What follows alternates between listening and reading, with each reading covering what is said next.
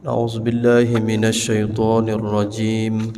بسم الله الرحمن الرحيم. السلام عليكم ورحمة الله تعالى وبركاته. الحمد لله نحمده ونستعينه ونؤمن به ونتوكل عليه ونعوذ بالله من شرور أنفسنا ومن سيئات أعمالنا. من يهده الله فلا مضل له ومن يضلله فلا هادي له. أشهد أن لا إله إلا الله وحده لا شريك له وأشهد أن سيدنا ونبينا محمدا عبده ورسوله. اللهم فصل وسلم وبارك على سيدنا محمد وعلى آله وصحبه أجمعين. أما بعد. قال الله سبحانه وتعالى في القرآن الكريم: نعوذ بالله من الشيطان الرجيم. قل إن كنتم تحبون الله فاتبعوني يحببكم الله ويغفر لكم ذنوبكم والله غفور رحيم. صدق الله العظيم. وقال النبي صلى الله عليه وسلم: الدنيا خلقت لكم وأنتم خلقتم للآخرة. أو كما قال رسول الله صلى الله عليه وسلم. Para alim ulama, para ustaz, para guru kami, hadirin hadirat, tuan-tuan, puan-puan, baik yang ada di Masjid Raya An-Nur maupun yang mendengar secara live di Penspek Masjid Raya An-Nur Provinsi Riau yang dimuliakan oleh Allah Ta'ala. Setinggi puji, sedalam syukur hanyalah milik Allah. Kita semua adalah hamba-hamba Allah. Kita dicipta oleh Allah, dipelihara oleh Allah. Rezeki kita diatur oleh Allah. Yang menghidupkan kita adalah Allah. Yang mematikan kita adalah Allah. Kita adalah makhluk dari sekian banyak makhluk ciptaan Allah Ta'ala. Maka sebaik-baik hamba adalah yang selalu bersyukur kepada Allah Ta'ala. Dalam keadaan sihat bersyukur, dalam keadaan sakit pun bersyukur, dalam keadaan lapang bersyukur, sempit pun bersyukur. Bukannya bersabar, kenapa bersyukur? Dalam keadaan sihat syukur. Kalau kita sihat, kita syukur, maka Allah Ta'ala akan tambah nikmat, bertambah sihat. Badan kita semakin mudah untuk menggunakan badan sihat untuk ketaatan kepada Allah. Terus kalau sakit, syukur juga. Ya, kita syukur. Apa sebab syukur? Dengan sebab sakit Allah gugurkan dosa-dosa kita, Allah ampun dosa-dosa kita. Walaupun kalaupun tak sanggup untuk bersyukur, okeylah, bersabarlah kalau begitu. Salawat kepada Nabi sallallahu alaihi wasallam. Allahumma salli ala sayidina Muhammad wa ala ali sayidina Muhammad. Kita ini siapa? Kita ini adalah umat baginda Nabi sallallahu alaihi wasallam. Apa yang harus kita jaga adab kepada Nabi? Kita banyak selawat pada Nabi. Kita amalkan sunnah-sunnah Nabi. Kita baca-baca, kita ulang-ulang bagaimana dulu perjuangan Nabi.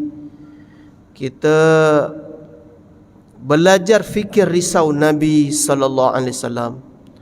Kita sayangi umat Nabi. Kita dekat dengan para pewaris Nabi. Kita ta'zim dengan Ahlul Bait Nabi sallallahu alaihi wasallam. Malam ini kita akan membahas tentang bagaimana ciri-ciri akhlak yang baik yang harus dimiliki oleh setiap orang Islam. Bagaimana akhlak yang harus menjadi hiasan badan perilaku harian orang-orang Islam.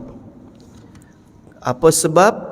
Kerana Nabi SAW diutus oleh Allah untuk menyempurnakan akhlak.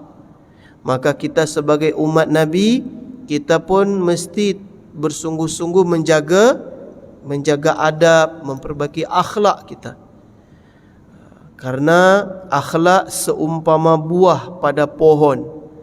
Kalau pohon bagus, hijau, subur, tapi kalau tak berbuah, orang pun yang diharapkan buah dari mangga, dari rambutan, dari durian. Tapi kalau ketika ditanam tak menghasilkan buah, takut-takut nanti ditebang oleh si pemilik kebun. Akhlak yang baik seumpama buah. Semakin manis buah, semakin cantik, harum buah satu pohon, maka tuannya pun akan sayang dengan pohon itu. Maka saya mengingatkan diri saya dan kita semua, mari sama-sama kita simak, kita renungkan beberapa hadis Nabi SAW terkait tentang pentingnya setiap kita untuk memperbaiki akhlak, mewujudkan akhlak yang baik dalam kehidupan kita. Kita awali dari hadis riwayat Imam Tirmizi, hadis nomor 5086.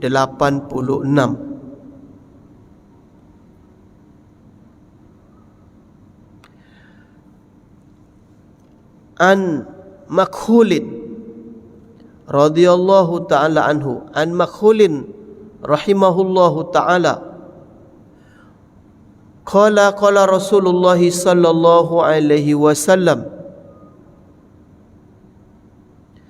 al-mu'minuna hayyinuna layyinun kal jamalil anif in qidan qada wa in unikha ala sakhratin istinakha. Dari Makhul rahmatullah alaihi, ia berkata bahawa Nabi sallallahu alaihi wasallam telah bersabda, al-mu'minuna hayyinuna layyinun, orang-orang mukmin itu memiliki sifat tunduk dan lembut. Hayyinun layyinun, tunduk, lembut. Kal jamalil anif, bagaikan unta yang jinak. Bagaikan apa? Unta yang jinak. In qidan qada, jika dituntun, unta itu ikut. Wa in unikha ala sakhratin istanakha, jika diderumkan di atas batu besar sekalipun, unta itu pun mau menderum. Dalam kitab ini dijelaskan, orang mukmin itu memiliki sifat tunduk dan lembut bagaikan unta yang jinak. Maksudnya adalah orang-orang mukmin mereka sangat patuh terhadap perintah-perintah Allah dan sangat berhati-hati untuk meninggalkan larangan-larangan Allah, bersungguh-sungguh meninggalkan larangan Allah, sebagaimana halnya unta yang telah dijinakkan. Apa tanda orang mukmin? Maksud seperti unta yang jinak itu maksudnya apa? Orang-orang beriman, dia sangat patuh terhadap perintah-perintah Allah. Sekalipun kadang perintah itu berat, tak sesuai nafsu, tapi tetap dijaga, tetap diamalkan. Taat saja, tunduk saja, tak ada macam-macam. Apa yang dilarang oleh Allah, terus dia tinggal, tak mau dia buat, tak mau dia dekat. Itulah perumpamaan orang mukmin yang dikatakan oleh Nabi SAW, sifat tunduk dan lembut bagaikan unta yang jinak. Semoga sifat ini Allah beri kepada kita. Sudah ada belum ciri ni? Yang ada ciri apa kita? Kita punya ciri apa? Apa jenis hewan yang keras tak mau dijinakkan, kadang tuannya pun ditanduknya, apa? Ada. Janganlah macam kerbau yang suka mengamuk, macam kambing yang suka menanduk tuan. Nabi mengumpamakan orang mukmin itu dengan apa? Unta yang jinak. Kemudian inki dan qada, jika diderumkan di atas batu besar sekalipun, in unikha ala sakhratin istanakha, jika diderumkan di atas batu besar sekalipun, unta itu pun mau menderum. Maksudnya adalah menunjukkan bahawa orang-orang beriman banyak menanggung kesusahan. Karena menderumkan unta di atas batu besar adalah perkara yang susah. Menaikkan unta di atas batu yang besar itu adalah susah. Tapi itu pun akan tetap dilakukan, diikuti oleh unta walaupun berat. Maka begitulah orang-orang yang beriman. Hadirin tuan-tuan yang mulia, hujan malam sampai menjelang subuh, sejuk. Tiba-tiba dengar as-salatu khairum minan naum. Macam mana? Tetap sambung tidur atau datang ke masjid musola solat subuh berjemaah? Kalau adalah sifat tunduk kepada Allah, takut kepada Allah, taat kepada Allah, walaupun pengantin baru, malam pertama pengantin baru, hujan, sejuk, tapi kalau memiliki iman yang kuat, Allahu Akbar, itu pun dia akan tinggalkan. Tapi kalau iman sedang lemah, walaupun pengantin tua, pengantin lama, tak juga ditinggalkan. Walaupun selimut busuk, bantal busuk, tak bisa juga ditinggalkan. Masalahnya apa? Tak ada sifat taat kepada Allah. Kira-kira kita masuk kelompok mana? Kita mana? Kita nilailah diri masing-masing. Kalau masuk kelompok yang tunduk, taat, patuh, alhamdulillah, semoga tetap istiqomah, ikhlas istiqomah. Tapi kalau kita ni jenis yang degil, banyak je alasan untuk tidak mau taat. Bang, ke masjid bang? Kalau ke masjid nanti saya ria jadi tak ikhlas, di rumah saja. Banyak alasan. Bang, sedekahlah bang. Macam mana nak sedekah, yang ada pun tak cukup? Banyak alasan. Dia kalau mau taat, dia tidak akan mencari-cari alasan. Tapi kalau tak mau taat, macam-macam alasan dicari. Kita lanjut hadis yang berikut.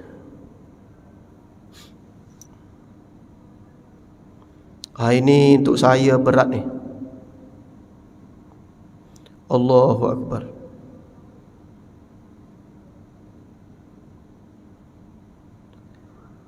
An Abdullah radhiyallahu ta'ala anhu, an Abdullah ibnu Mas'ud radhiyallahu ta'ala anhuma, anin Nabi sallallahu alaihi wasallam qala. Dari Abdullah ibnu Mas'ud radhiyallahu ta'ala anhuma, dari Nabi sallallahu alaihi wasallam, beliau bersabda, la yadkhulul jannah. Tolong Pak Kiai Bayu Rashid tolong dengar ni. La yadkhulul jannah, tidak akan masuk surga. Man kana fi qalbihi, orang yang dalam hatinya misqalu zarratin, terdapat kesombongan, misqala zarratin min kibir, terdapat kesombongan walaupun hanya sekecil debu. Tidak masuk surga orang yang dalam hatinya terdapat kesombongan walau hanya sekecil debu. Melalui kajian malam ini, saya berpesan kepada seluruh tim pemenangan tim sukses, tim relawan, tim konsultan, dan macam-macam tim yang ada, baik di partai, di calon presiden, wakil presiden, caleg, semua yang akan mengikuti sebagai peserta kontestan pemilu 2024 ni, mohon dengan sangat bersihkan hati dari kesombongan. Jangan sampai ada dalam hati, sayalah yang paling layak untuk dipilih, yang lain semua tak layak. Masalah nanti ni. Jangan sampai ada rasa partai saya lah yang paling besar, yang paling banyak pemilih, yang paling banyak loyalis. Kemudian muncul rasa sombong. Hati-hati, hati-hati. Kamilah yang paling banyak pengikut, yang paling banyak relawan, yang paling banyak tim yang akan memenangkan. Kemudian kita mulai menjelek-jelekkan tim lain, pasangan lain, calon lain. Kemudian kita merasa sombong dengan banyaknya pengikut, dengan banyaknya uang, dengan banyaknya logistik, dengan banyaknya relasi, banyaknya yang mendukung, banyaknya media, banyaknya wartawan, LSM yang mendukung. Kemudian kita sombong. Ini hati-hati ni. Kepada seluruh tuan-tuan yang akan nanti ikut dalam pemilihan umum 14 Februari 2024. Hati-hati dengan kesombongan. Sudahlah sombong, takut nanti tak terpilih. Na'udzubillah. Nabi SAW sudah mengingatkan, la yadkhulul jannah, tidak akan masuk surga.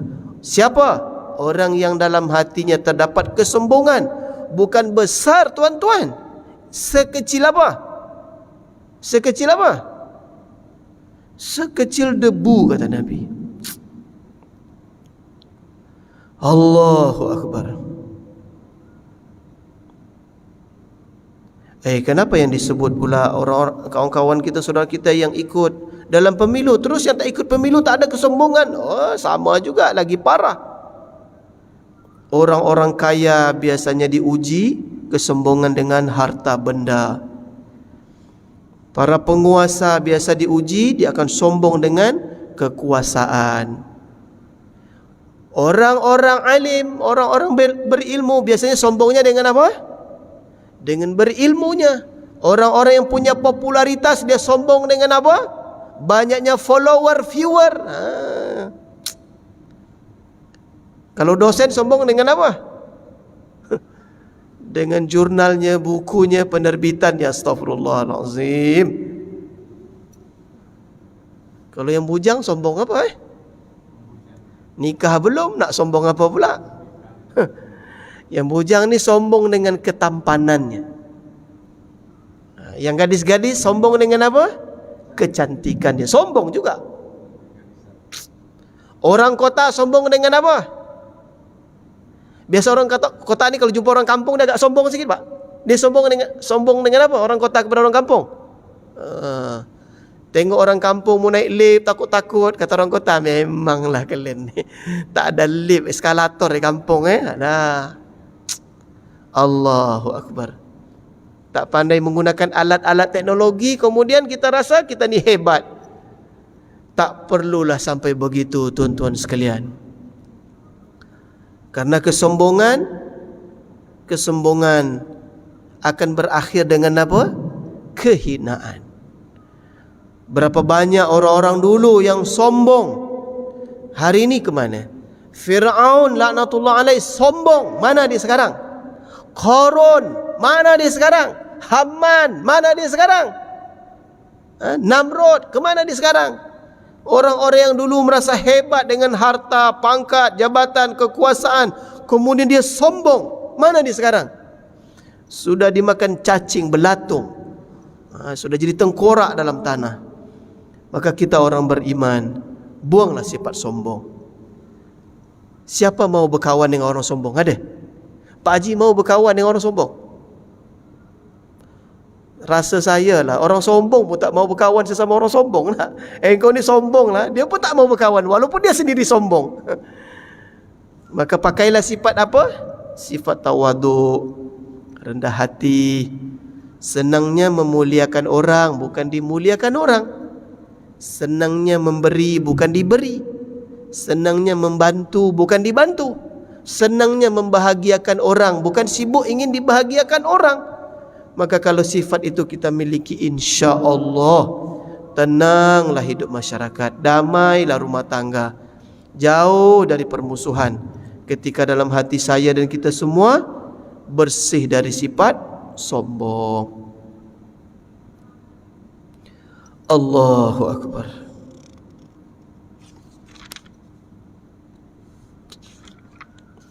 Bolehlah satu lagi nak. Pas ini kita tutup kajian. Ini pun berat juga ni. Untuk saya lah berat. Allahu Akbar. Hadis riwayat Imam Baihaqi. An Abi Hurairah radhiyallahu ta'ala anhu qala Rasulullah sallallahu alaihi wasallam. Dari Abu Hurairah radhiyallahu ta'ala anhu bahawa Nabi sallallahu alaihi wasallam bersabda. Apa kata Nabi? Musa ibn Imran alaihi salam. Qala Musa ibn Imran alaihi salam, ya Rabbi, man a'azzu ibadik? Man a'azzu ibadika indak? Kata Nabi sallallahu alaihi wasallam, Musa bin Imran alaihissalam berkata, wahai Allah, siapakah di kalangan hambamu yang paling kuat di sisimu? Apa pertanyaannya? Siapakah hamba yang paling kuat di sisi Allah? Qala, Allah Ta'ala berfirman, Allah Ta'ala jawab, man iza qadara ghafara, orang yang mau memaafkan di saat ia mampu untuk membalas. Bisa untuk balas tapi dia tak balas. Dia memilih apa? Memberi maaf. Ini memang disampaikan ringan ni. Tapi kalau nak amal kadang berat. Dulu kita kecil, kita miskin, kita bukan siapa-siapa, kita direndahkan, kita dihina, memanglah kita tak bisa melawan. Sekarang sudah kaya, sudah banyak kawan, sudah punya pengaruh. Inilah kesempatan aku nak balas ni. Kalian dulu menghina-hina aku. Ternyata Allah Ta'ala beritahu, orang yang paling kuat di sisi Allah adalah orang yang mau memaafkan orang lain di saat ia mampu untuk membalas. Semua niat amal insya-Allah. Dulu aku anggota security, sekarang aku komandan, aku dulu azab. Awas ya. Tak dapatlah sifat ni. Ketika kita mampu untuk membalas, kita tak mau balas. Kita lebih memilih untuk memaafkan. Semoga Allah Ta'ala beri taufik saya yang menyampaikan dapat amal, tuan-tuan yang mendengar dapat amal dan sampaikan insya-Allah. Apa-apa saja tadi? Pertama apa? Apa tadi? Belum tutup majlis lagi dah lupa dah. Belum balik rumah lagi. Apa yang pertama tadi? Tanda orang mukmin macam unta yang jinak, dituntun, dia ikut dia. Tanda orang mukmin apa? Apa saja perintah Allah dia ikut dia. Ikut dia. Tak ada nak macam-macam. Yang kedua apa? Bersihkan hati dari kesombongan. Sebab orang yang sombong, orang dalam hatinya ada kesombongan, tidak akan masuk surga. Kita ni tak boleh sombong. Yang boleh sombong tu Allah saja. Kita ni apa nak sombong? Tangan bisa bergerak atas izin Allah, kaki bisa melangkah atas izin Allah. Kalau Allah sudah tak izin, berapa banyak orang punya tangan dah tak bisa bergerak dah. Orang punya kaki ada tapi tak bergerak lagi. Siapa? Orang sakit stroke dah tak bergerak dah. Jangan sombong. Terakhir apa tadi? Kalaupun sekiranya hari ini kita sudah jadi orang hebat, orang besar, orang berpengaruh, orang berpangkat, dan dulu kita pernah dihina, diperlakukan secara zalim. Rasanya bisa ni aku nak balas yang dulu-dulu ni, tapi kita tak nak balas, kita lebih memaafkan. Maka orang seperti itulah orang yang kuat di sisi Allah Ta'ala. Semoga kita semua diberi sifat akhlak seperti mana yang telah disampaikan tadi. Semoga majlis ilmu malam ini bermanfaat untuk saya menyampaikan dan bermanfaat untuk kita semua yang mendengarkan, insya-Allah. Kita tutup majlis dengan doa tasbih kifarah. Subhanallah bihamdihi, subhanakallahumma rabbana bihamdika, nasyhadu an la ilaha illa anta, nastaghfiruka wa natubu ilaik. Wassalamualaikum warahmatullahi taala wabarakatuh.